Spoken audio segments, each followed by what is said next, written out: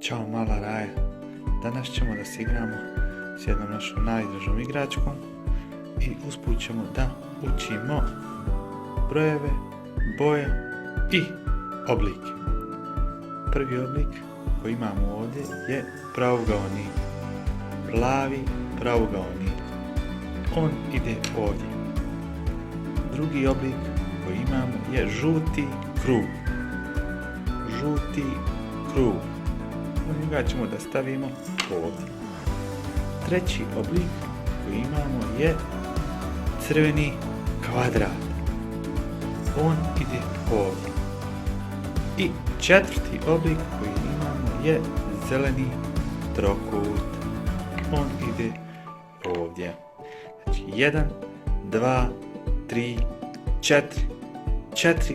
Imamo 4 različita oblika.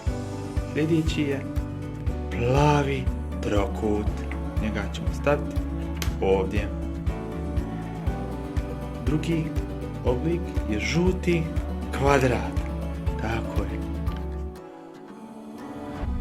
Treći oblik crveni pravogaonik, njega ćemo da stavimo ovdje.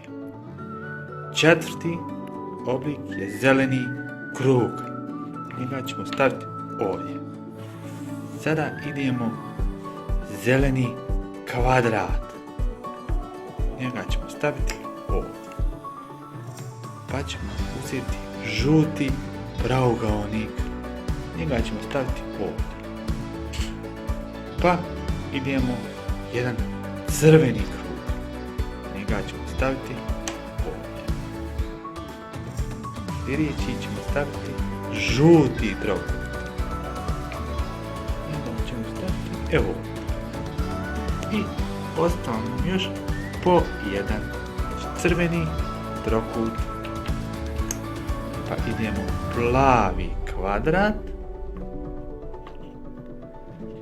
Pa zeleni pravogaonik. I plavi krug.